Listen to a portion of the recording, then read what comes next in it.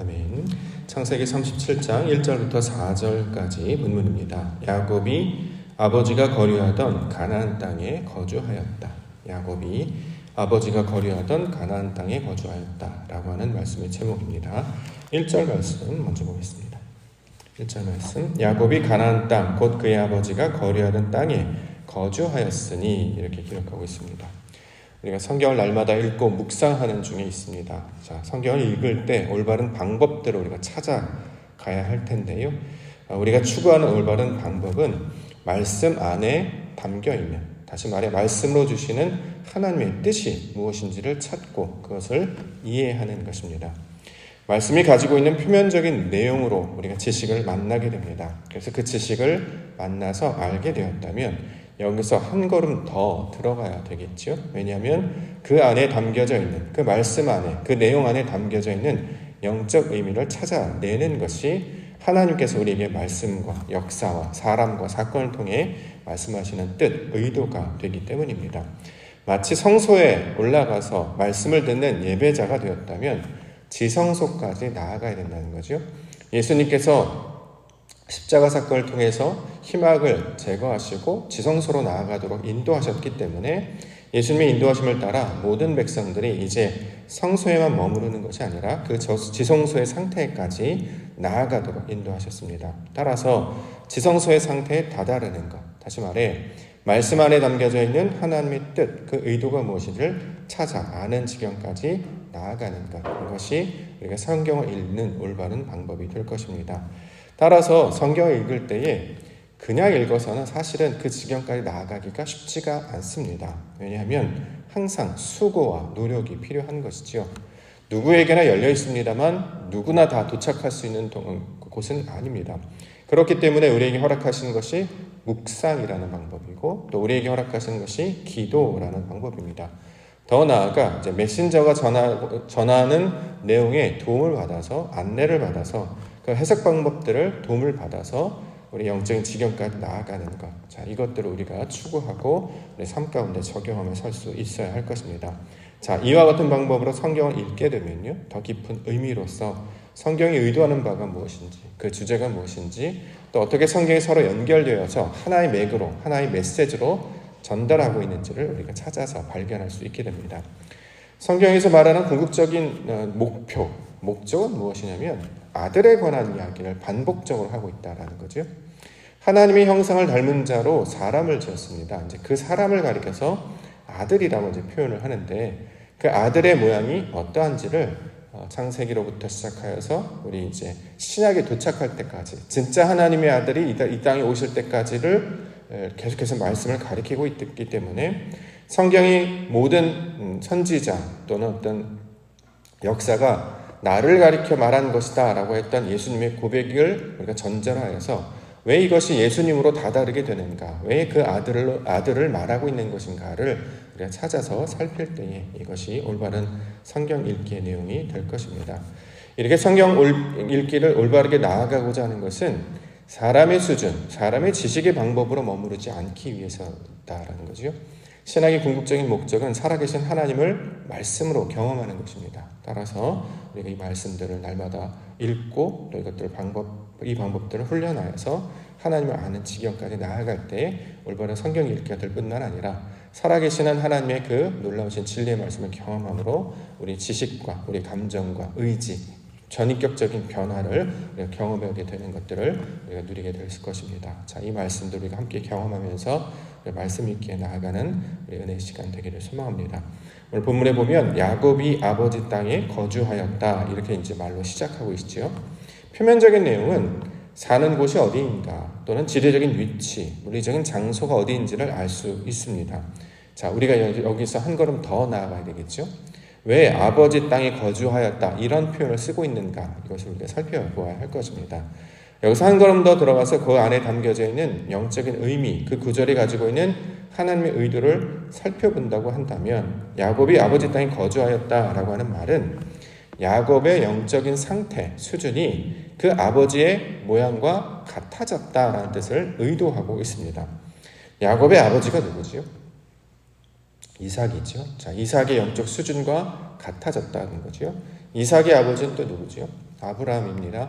자, 아브라함, 이삭, 야곱, 자신을 향해서 살아있는 자의 하나님이다 라고 소개하셨던 여호와 하나님께서 아브라함의 하나님, 이삭의 하나님, 야곱의 하나님으로 자신을 소개할 때에 이렇게 소개하는 것은 살아있는 자의 하나님이시다. 즉 말씀을 가진 자, 하나님께 아는 지경까지 나아가는 영적 수준에 다다른 자들을 가리키는 말로 설명하고 있습니다.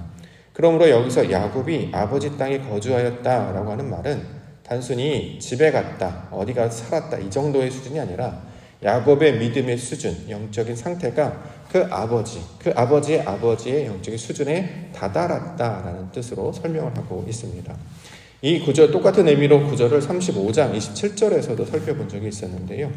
35장 27절 말씀에 보면 야곱이 기럇 아르바의 마므레로 가서 그의 아버지 이삭에게 이르렀으니 기럇 아르바는 곧 아브라함과 이삭이 거류하던 헤브론이더라 라는 말로 우리가 살펴본 적이 있습니다.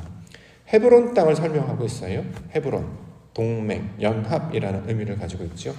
무엇과 동맹하고 무엇과 연합합니까? 하나님과 연합하고 하나님과 함께하는 것, 이것을 헤브론이라는 말의 의미로 전달하고 있다는 거죠. 아브라함이 하나님과 연합한 상태가 되었다는 것이고 이삭이 바로 하나님과 연결되어서 연합하여서 낳은 아들의 모습으로 그 기쁨의 아들의 모습을 상징하고 있기 때문에 자, 그들이 헤브론 땅에 거주하였던 그 아버지 땅에 거주하였다라고 하는 것은 사는 곳이 어디였다 정도가 아니라 그의 영적 수준과 하나님을 아는 지식이 하나님께서 원하시는 그 수준의 모양들로 성장하고 변화되었다라는, 성숙되었다라는 말씀의 내용으로 가르쳐주고 있습니다. 자, 이렇게 믿음의 수준이 아버지의 수준에 이르도록 다다르는 것, 이것을 가리켜서 그 다음에 나오는 단어, 이것을 가나안이다 이렇게 설명하고 있는 것이죠. 가나안은 땅의 이름을 가리키는 말일 뿐만 아니라 영적 수준이 어떠한 상태인지를 나타내는 말입니다. 우리의 믿음의 수준이 아버지의 상태로 도달하게 될 때에 이것을 가나안이 되었다라고 이야기하는 거죠. 이거를 나중에 이제 출애굽기, 민수기, 이제 신명기의 모습들로 설명해내고 있죠. 자, 사람들이 나아가서 광야로 가고 광야에서 가나안으로 들어갑니다. 이건 이제 우리가 표면적인 내용과 역사적 사건, 지식의 내용이고 그 안에 담겨져 있는 의미는 그렇게 영적 수준이 바뀌었다, 변화되었다, 성장되었다라는 말을 설명하기 위해서 역사적 사건으로 우리에게 설명하고 있는 것이죠. 자, 이렇게 아버지의 집에 거주하는 것, 이렇게 가나안이 되는 것, 이것을 37장을 통해서 지금 설명하고 있습니다. 왜 이렇게 설명하느냐면 아버지의 집에 도달하는 자를 가리켜서 뭐라고 합니까? 아버지의 살고 있는 자들을 가리켜서 뭐라고 하냐면 아들이라고 이야기한다는 거죠. 지금 아들이 무엇인지를 설명하려고 이 표현들을 지금 써가면서 설명하고 있습니다. 그러니까 어제 주일에 하나님의 아들이다, 하나님의 영으로 인도함을 받는 사람을 가리켜서 하나님의 아들이라고 이야기했는데 단순히 예수 그리스도를 가리키는 말일 뿐만 아니라 말씀을 통해서 그 하나님을 아는 지식에 도달하는 자들 모두를 가리키는 말로 확장시켜서 가르치고 있다는 거죠. 저와 여러분들이 그렇게 하나님의 아들들로 부르심을 받아서 말씀을 따라 하나님의 뜻을 아는 자들로 세워주시는 것입니다. 지식이 어떠한지, 역사적 사건이 어떠한지, 배경이 어떠한지 그 안에 담겨지는 의도까지 파악을 해야 지성소까지 나아가야 영적인 수준까지 우리가 다다라서 남들이 보지 못하는 것, 깨닫지 못하는 것을 보고 깨닫는 자가 될 때에 이것을 아들이라고 말하는데 그 아들의 수준으로 저와 여러분들을 불러주신 줄 믿습니다. 자, 이렇게 말씀을 주시는 아들들의 모습들로 살아가시는 우리 믿음의 시간, 기도의 시간 되기를 소망합니다. 그러면 본문은 분명 아들들을 소개하고 있겠죠. 그래서 등장하는 이름이 바로 요셉입니다. 2절 보겠습니다. 야곱의 족보는 이러하니라. 요셉이 17세의 소년으로서 그의 형들과 함께 양을 칠 때에 그의 아버지의 아내들 빌하와 실바의 아들들과 더불어 함께 있었더니 그가 그들의 잘못을 아버지에게 말하더라. 자, 야곱의 아들들을 소개하고 있습니다. 족보라고 말하면서 아들들을 소개하고 있죠. 자, 아들들을 소개할 때 가장 먼저 우리는 누구를 소개합니까? 큰아들, 이제 마지를 가장 먼저 소개하지요. 그렇죠? 우리 가족들 이렇게 있으면 첫째 아들부터 쭉 위로부터 이렇게 아래로 쭉 내려가서 내 아들들은 이런 사람들로 되어 있습니다. 소개합니다. 근데 본문에 보면 첫째 아들이 먼저 등장하지 않고 요셉이라는 이름이 먼저 등장하고 있습니다. 원래 야곱이 낳았던 첫째 아들은 루벤이라고 하는 아들이었죠. 근데 루벤을 첫째 아들로 소개하지 않고 성경은 요셉을 가리켜서 아들의 가장 처음 등장하는 아들로서 지금 그렇게 설명하고 있다라는 것입니다. 왜 요셉을 먼저 소개하고 있느냐? 성경에서 말하는 아들의 전형적인 모습, 하나님께서 원하시는 아버지의 뜻을 닮아 살아가는 아들의 모습이 요셉이기 때문에 그를 가리켜서 장자다 이렇게 설명하고 있습니다. 역대상 5장 1절과 2절에 보면 그 내용이 설명되어 있습니다. 이스라엘의 장자 르우벤의 아들들은 이러하니라. 르우벤은 장자라도 그의 아버지 침상을 더럽혔으므로 장자의 명분이 이스라엘의 아들 요셉의 자손에게로 돌아가서 족보에 장자의 명분대로 기록되지 못하였느니라. 유다는 형제보다 뛰어나고 주권자가 유다에게서 났으나 장자의 명분은 요셉에게 있느니라. 자, 장자의 명분이 르우벤이나 유다가 아니라 요셉에게 있다. 이제 성경은 그렇게 증거하고 있습니다. 장자 무슨 뜻입니까? 장자의 명분, 첫째 아들이란 뜻인데 이거 한자로 풀면 그런 뜻이죠. 성경에서 말하는 장자, 첫째 아들은 무슨 의미냐면 말씀의 뜻대로 지어진 사람을 가리키고 있는 말이죠. 아버지의 뜻대로 자라고 있는 그 아들을 가리켜서 장자라고 합니다. 우리는 우리 동양적인 개념의 장자는 첫째 아들을 가리키는 말. 그러니까 순서대로 처음 난 자를 장자라고 우리는 보통 불러왔는데 성경에서 말하는 장자의 개념은 무슨 뜻이냐면 아버지의 형상을 닮은 자, 아버지의 뜻대로 행하는 자, 아버지가 원래 의도했던 대로 그렇게 살아가는 아들을 가리켜서 그를 가리켜서 장자다 이렇게 얘기한다는 거죠. 그래서 르우벤이라 유다가 아니라 요셉이다 이렇게 이야기하고 있습니다. 요셉이 바로 장자, 그 아버지의 뜻대로 살아가는 자의 모습을 설명하고 있는 것이죠. 요셉의 뜻, 더하다, 모으다라는 의미를 가지고 있고 실제로 그의 인생을 통해서 어떤 고난과 역경 속에서도 온전히 하나님과 함께 있으며 아버지의 뜻을 따라 살아가는 아들의 모습을 계속 보여주고 있기 때문에 그를 가리켜서 장자 이렇게 부르고 있는 것입니다. 그를 가리켜서 하나님의 아들이라고 부르는 것처럼 자, 이 모양이 하나님께서 기뻐하시는 아들이라고 하는 개념이 어떤 것인지를 계속해서 우리 가운데 가르쳐주고 있는 것이죠. 그러면 그 장자, 아버지의 뜻대로 행하는 아버지가 원하는 모습대로 살아가는 그 장자 요셉은 어떠한 모습으로 살아갔는가? 본문에 보면 2절 하반절에 그가 그들의 잘못을 아버지에게 말하더라 이렇게 이제 기록하고 있어요. 우리가 이제 지금까지 알고 있었던 것은 요셉이 형들의 잘못을 고자질했다. 아버지한테 일러 바쳤다. 이제 보통 그렇게 우리가 지금까지 이해해 왔죠. 이제 그것은 우리가 이제 여기에다가 투사를 해서 그러니까 사람의 생각을 이제 더 씌워서 이제 해석하기 때문에 그렇게 우리가 이해를 해 왔는데요. 자, 여기서 우리가 이제 핵심에서 주제를 봐야 될 것은 무슨 자냐면 아버지에게 말했다. 이게 가장 중요한 구절입니다. 아들은 뭐 하는 사람이냐? 아버지에게 말하는 자여야 된다는 거죠. 왜냐하면 아버지와 한 몸이고 한 뜻이기 때문에 자기가 하는 모든 일, 자기가 이루는 모든 뜻을 다 아버지에게 말하는 자를 가리켜서 뭐라고 하느냐? 아들이라는 거예요. 우리가 이제 삶을 살아가면 아들 중에 하루에 있었던 일을 그대로 가서 엄마, 아빠, 내가 오늘 이런 일을 했어요 라고 말하면 부모 입장에서 효도한다라는 느낌을 받잖아요. 근데 요즘은 애들은 잘 얘기를 안 하죠. 뭐 물어보면 뭐 했니 잘 얘기하지 않습니다. 근데 성경에서도 자기의 뜻대로 행하지 아니하고 자기가 하는 모든 일을 아버지에게 말하는 자가 아들의 특징이다. 지금 그 이야기를 설명하는 것입니다.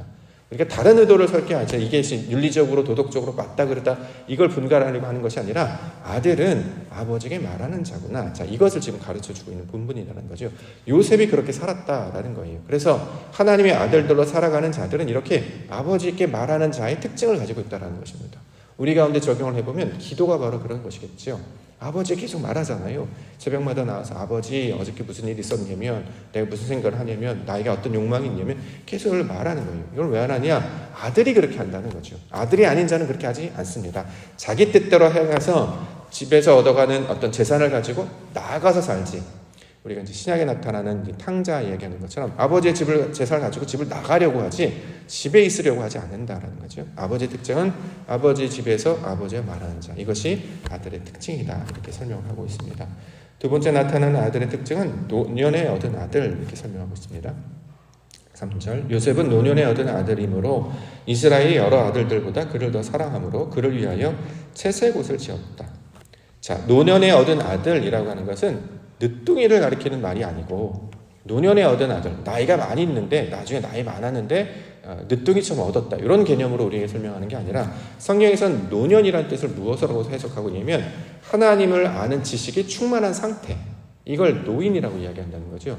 세상에서는 숫자를 통해서 나이가 많거나 머리가 희거나 이런 사람들을 노인이라고 부르지만 성경적 개념의 노인이라고 하는 늙은이라고 하는 개념은 하나님을 많이 경험한 상태, 하나님을 아는 자로 충만한 상태, 지혜와 명철이 충만한 상태를 가리켜서 노인이라고 부르는 것입니다. 그러면 노인의 얻은 아들이라고 하는 것은 하나님을 많이 경험하고 알게 되었을 때 얻어진 아들이라는 의미를 가지고 있습니다. 요셉이 그러하다라는 것이죠. 자, 자기의 수고와 노력으로 얻은 아들들이 있었잖아요. 이전에 루벤이나 이런 앞에 나오는 몸종에 통해서 많은 아들이 있는데 요셉은 그렇게 얻은 아들이 아니고 하나님의 뜻으로 말미암아 아버지의 뜻이 무엇인지를 깨닫도록 가르쳐 주신, 그래서 알게 된 아들이다, 이렇게 이야기합니다. 실제로 창세기 내용들을 살펴보면 에녹도 그렇고 노아도 그렇고 인생의 결정적인 터닝 포인트, 갑자기 이 사람들이 좀 뭔가 달라지는 역사를 성경에서 소개하는데 그가 뭐냐면 아들을 낳고 나서 그들이 이제 바뀌기 시작합니다. 아들을 낳고 나서 그들이 하나님과 동행했다, 이런 표현들이 나오죠. 자, 아들을 낳았다라고 하는 것은 단순히 남자아이를 생산했다 이런 말이 아니라 하나님의 뜻이 무엇인지를 내 삶을 통해서 열매를 통해 경험하게 되었다라는 뜻으로 설명을 하고 있습니다. 이게 바로 하나님의 뜻이구나. 이게 아버지께서 원하시는 것이었구나. 내게 말하는 하나님의 뜻이 이것이었구나. 이처럼 육신의 상태로만 살아가지 아니하고 영적인 눈이 뜨여져서 하나님을 경험하게 될 때 이것을 영적인 아들을 얻게 되는 것처럼, 우리가 삶에서 아들을 낳는 것처럼 이렇게 진리를 낳게 되는 것, 우리 안에 하나님의 뜻이 조금씩 열매로 나타나게 되는 것을 노년에 얻은 아들의 개념으로 설명을 하고 있습니다. 자, 그가 채색 옷을 지었다, 이렇게 얘기하는데요. 우리가 보통 이제 색동저고리 표현을 해가지고 예쁜 옷 입혔다, 이제 이런 말로 우리가 이해를 해왔습니다만 조금 더 들어가야 되겠죠, 우리가 그래서 무슨 뜻이냐면 여기 이제 채색 옷을 지어 입었다라는 것은 이게 의역한 말이고, 원래 의도는 성경에서 옷을 입히다라는 개념으로 우리가 이제 이것을 받아야 됩니다. 원래 우리에게는 우리가 가지고 있는 옷이 있잖아요. 우리가 가지고 있는 옷, 예를 가치관, 개념, 사고방식, 이런 자기가 가진 방식이 아니라 아버지께서 지어준 옷으로 입었다, 이 뜻이라는 거예요. 무슨 내용과 여기 닮아 있죠. 아담이 벌거벗었을 때 여호와께서 가죽옷을 지어 입혔던 것처럼 아버지가 지은 입을 입는 자를 가리켜서 아들이라고 이야기하는 거예요. 옷을 입었다라고 하는 것은 단순히 어떤 외투나 어떤 겉옷을 가리키고 있는 말이 아니라 가치관, 그의 말씀, 그의 뜻을 그대로 행해내는 것, 진리를 통해서 아버지의 뜻을 행하는 것을 가리켜서 옷을 입었다라고 표현을 쓰기 때문에 이 여기서 말하는 채색옷도 구별된 방식으로 하나님의 뜻을 감당하는 자를 가리키고 있는 말입니다. 이게 바로 아들의 내용이 되고 있는 것이죠. 마지막으로 보면 형들에 관한 이야기 하고 있는데요. 4절, 그의 형들이 아버지가 형들보다 그를 더 사랑하는 보고 그를 미워하여 그에게 편안하게 말할 수 없었다. 자, 형들이 아버지가 형들보다 그들을 더 사랑했다. 따라서 이것을 우리가 보통 어떻게 지금까지 해석해왔냐면 질투하다. 그래서 이것을 빌미로 이제 요셉을 파는 어떤 그 근거의 내용을 설명하고 있죠. 자신의 잘못들이 드러나게 되고 그렇게 질투하게 돼서 결국 요셉을 이제 동생을 팔았다, 이런 개념을 지금까지 이해를 했는데 조금 더 생각을 해본다면 표면적인 내용은 이제 질투를 하는 거의 모양으로 설명을 하고 있습니다. 근데 더 깊은 뜻으로 설명을 해서 그 내용을 살펴보게 되면 그 형들이 지금 보게 된 것, 요셉을 통해서 보게 된 것이 무엇이냐면 요셉이 아버지가 원하는 뜻대로 행하는 것을 그들이 보았다라는 뜻으로 이것을 해석해야 합니다. 자, 다른 아들들과 요셉이 구별된 게 무슨 뜻입니까? 다른 게 아니에요. 아버지 뜻대로 행한 아들의 모습을 보여주고 있다는 거죠. 다른 이들도 아들이라고 불렀지만 아버지 뜻대로 행하지 아니하였고 진정한 아버지 뜻대로 행했던 자, 그 아들은 요셉이었다라는 것을 지금 보여주고 있다는 거죠. 그래서 이 먼저 태어난 아들들이 나중에 태어난 아들들께 무릎을 꿇잖아요. 먼저 태어난 아들은 무엇입니까? 육신을 가지고 있었던 나라고 하는 정체의 아들들이 나중에 말씀으로 인도함 받은, 영적으로 인도함 받은 그 아들에게 이제 같이 섬기고 하나가 되는 모습을 보여주면서 육신의 것들을 가지고 있던 나의 상태에서 점점 벗어나서 말씀을 따르는 그 아들의 모양들로 연합하는 과정을 설명하고 있는 것이 창세기를 통해서 역사하고 있는 말씀입니다. 자, 이게 다 하나의 개념으로 뚫고 이야기를 하고 있다라는 거죠. 자, 무슨 뜻이냐? 아들, 하나님께서 말씀하시는 이 땅에 하나님의 형상대로 살아가는 그 상태의 사람이 어떠한 것인지를 보여주고 있는 것입니다. 본문에 따르면 아들의 모습은 아버지의 집에 뭐하고 아버지와 이야기하고 아버지께서 원하신 그대로 행하려고 하고 아버지 뜻을 쫓아 분별하여서 구별하여서 사는 모습을 가르쳐주고 있고 실제로 그의 뜻대로 행하기 위해서 애쓰는 수고의 모습을 보여주는 자를 가리키고 있는 말입니다. 결국 이 아들의 모양대로 이 땅에 나온 자, 보내신 자가 바로 예수 그리스도라고 성경은 이야기하고 있는 것이죠. 이걸 보여주는 이유는 저와 여러분들이 그렇게 살아가야 된다라는 거죠. 하나님의 아들로 부르심을 받은 자들이기 때문에 우리가 해야 되는 것, 그 성경에서 말하는 아들처럼 아버지에게 말하는 자가 되고 아버지가 원하는 뜻대로 세상과 하나님의 것을 구별하여 분별할 수 있는 자가 되고 분별할 수 있었다면 아버지의 것을 선택하는 자가 되어서 아버지의 아버지 야곱이 이스라엘처럼 하나님의 것을 선택한 것처럼 그 아들들도 똑같이 이스라엘이라고 불리게 되려면 하나님의 것을 선택하는 자가 될 때 바로 이것을 아들이 되는 것이다 라고 이야기하고 그들의 이름들도 이스라엘 족속이라는 이름으로 바뀌게 되죠. 자, 이것들을 지금 우리 가운데 설명을 하고 있는 것입니다. 우리에게 주시는 교훈을 살펴본다고 하면 오늘 우리가 살아가면서 추구해야 될 삶의 방향과 목적이 어디를 향하고 있느냐? 하나님의 아들의 모습으로 살아가게 하여 주시옵소서. 이제 이미 기도로부터 시작하기 때문에 아버지에게 이 기도의 시간 때 모든 것들을 다 토라고 이야기하시는 시간이 되기를 원합니다.